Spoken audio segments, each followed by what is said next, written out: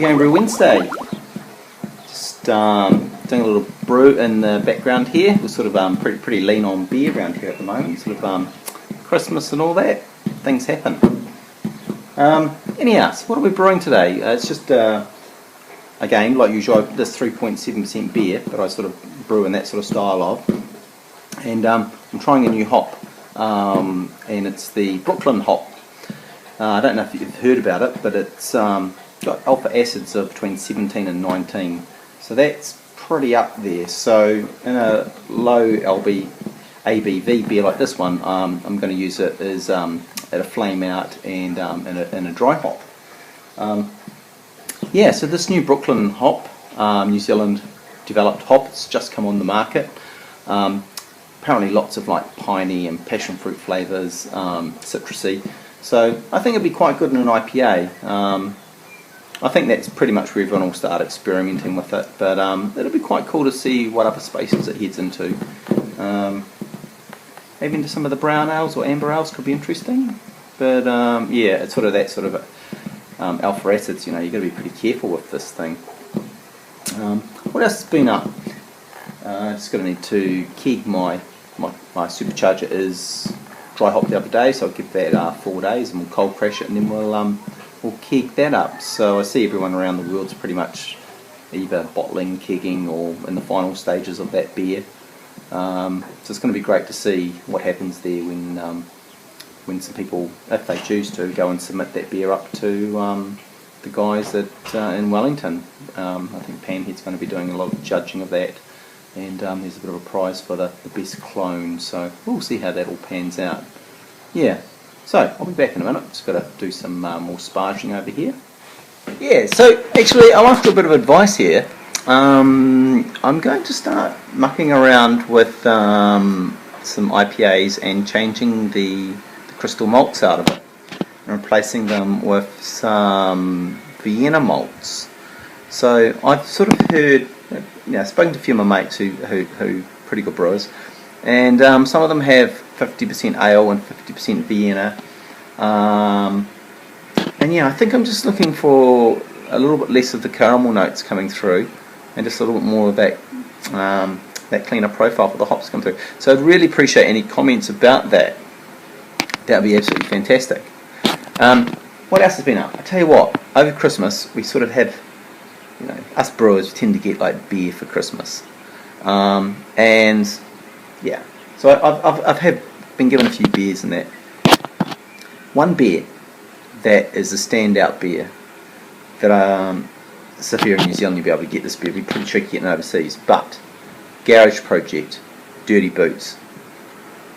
Fantastic beer. Actually, it's a 7% beer. In honesty, it actually reminds me of Panhead Supercharger in the early days.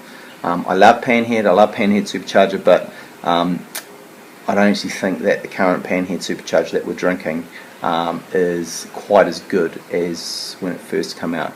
And there'll be a number of reasons for that. Cost, accessibility of some of those hops, and just the with the major distribution of Panhead throughout the country, it means that you really need to be pitching a beer with a profile that's pretty approachable for most people. So yeah, I don't know. I mean, ABVs are still the same, but I'm not quite convinced that beer's the same. The more I've been tasting it, I'm just wondering if when I trying a few beers over the holidays, I'm just wondering if maybe there was a bit of Nelson Sauvin in that original beer. I think Grant Baker might have mentioned something about that. But anyhow, I need to get back and just keep my eye on this, and I'll pop back when I've got a minute or two. Alright, to this beer here. It's 3 days? 3 days out of the fermenter. Can you see that? See how clear that is? Nice and clear.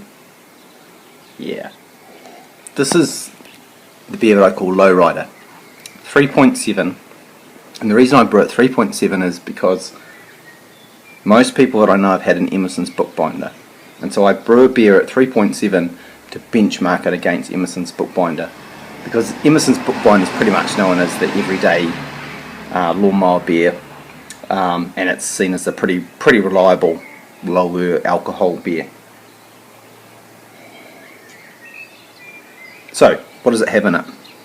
It has the magic combination of, I don't put any bittering hops in it.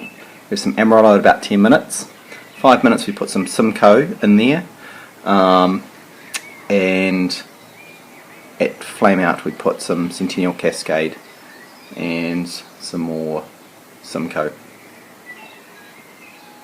Dry hop is Cascade, Centennial, Simcoe and Amarillo.